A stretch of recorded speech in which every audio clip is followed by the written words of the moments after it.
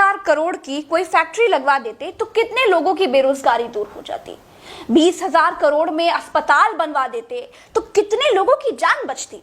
लेकिन महान भारत देश के प्रधानमंत्री श्री नरेंद्र दामोदर दास मोदी जी अपने लिए राष्ट्रपति भवन के ठीक सामने 15 एकड़ मतलब 24 बीघा जमीन पर अपने लिए महल बनवा रहे हैं। नई संसद भी बनवा रहे हैं, मंत्रियों के लिए नए नए दफ्तर भी बन रहे हैं, राष्ट्रपति के लिए नया घर भी बन रहा है, उपराष्ट्रपति के लिए भी नया घर बन रहा है।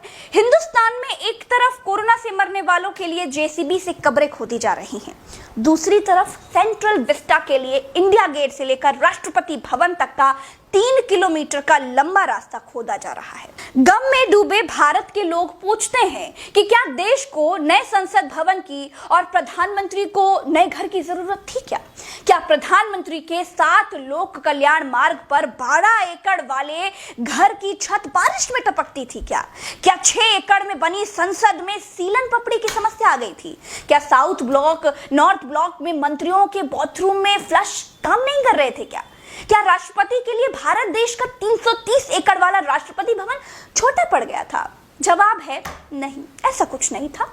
हिंदुस्तान के प्रधानमंत्री को लगा कि इमारतें पुरानी हैं और वो हमेशा नए भारत की बात करते हैं, इसीलिए लेबर मिस्त्री लगवाकर अपने लिए नया घर बनवा रहे हैं। दुनिया क्या सोचेगी कि प्रधानमंत्री देशवासियों के लिए प्रधानमंत्री आवास योजना चलाते रह गए और अपने लिए एक महल नहीं बनवा पाए। कहते हैं कि देश की ही तरह पुरानी संसद और दूसरी इमारतों को म्यूजियम बना दिया जाएगा। हिंदुस्तान में जब हम दूसरों का इतिहास पढ़ते हैं तो पता चलता है कि शाहजहां ने जामा मस्जिद बनवाई, अकबर ने आगरे का किला बनवाया, बुलंद दरवाजा बनवाया, शाहजहां ने ताजमहल बनवाया, बाबर ने मस्जिदें बनवाई। तो हिंदुस्तान के हृदय सम्राट के नाम भी कुछ इमारतें तो होनी चाहिए थी ना। नए भारत के सम्राट के पास इतिहास में कुछ नया बताने के लिए होना चाहिए था, जिसमें सरदार पटेल की मूर्ति और उनका खुद का अपना महल सेंट्रल विस्टा 2022 तक दर्ज हो जाएगा। दोस्तों, ताजमहल से लेकर अब तक का इतिहास गवाह है कि जब जब बड़ी इमारतें तामीर हुई हैं तब तब लोगों की कुर्बानी तो देनी ही पड़ी है। हिंदुस्तान भी इस वक्त कुर्बानी के दौर से गुजर रहा है।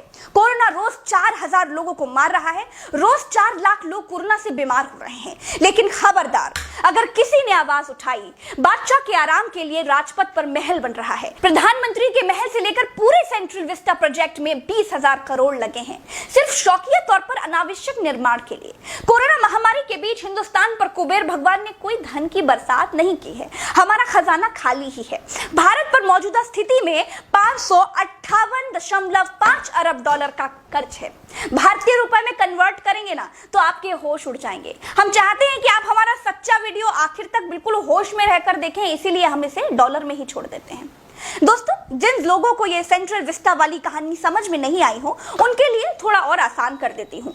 ये वो तस्वीर है जो आप देख रहे हैं, इसमें आपको इंडिया गेट दिखाई दे रहा होगा, बीच में एक रोड दिखाई दे रही होगी। ये रोड संसद भवन के बगल में राष्ट्रपति भवन पर जाकर खत्म होती है। ये पूरे 3 किलोमीटर लंबी रोड है। इस रोड को राजपथ कहते हैं। इसी पर 26 जनवरी के दिन परेड निकलती है। जो रोड के अगल बगल हरी जमीन दिख रही है ना, इस पर बैठकर लोग परेड देखने आते हैं। लेकिन अब राजपथ के 3 किलोमीटर के इस एरिया में, जिसे सेंट्रल विस्टा कहते हैं, सड़क के किनारे मोदी समेत उनके मंत्रियों के सहयोगियों के घर, दफ्तर और नई संसद बनेगी।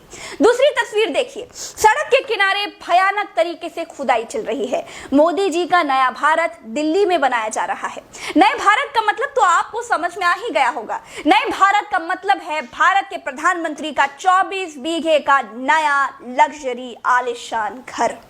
जिस मौजूदा स्थिति वाली दिल्ली को आप अभी देखते हैं, उस नई दिल्ली को दिसंबर 1911 में अंग्रेजों के शासनकाल में किंग जॉर्ज पंचम ने बनवाया था। हुआ ये था कि पंचम कलकत्ता से राजधानी दिल्ली ट्रांसफर करके लाए थे। उसके बाद राजपथ के आसपास के क्षेत्र में गोल वाली संसद, साउथ ब्लॉक, नॉर्थ ब्लॉक वगैरह बनवाया था। और जिस इंजीनियर को काम दिया था उसका नाम एडविन लुटियंस कहा गया। इसीलिए आपको नई दिल्ली को कभी कभी आप लोगों ने लुटियंस दिल्ली कहते हुए भी सुना होगा। तो दोस्तों, मोदी जी के घर में दरवाजे, पंखे, टाइल वगैरह, एसी किस कंपनी के होने चाहिए, उनको पर्दे किस रंग के लगवाने चाहिए, कमेंट बॉक्स में जरूर बताइएगा। चलते हैं, राम राम, दुआ सलाम, जय।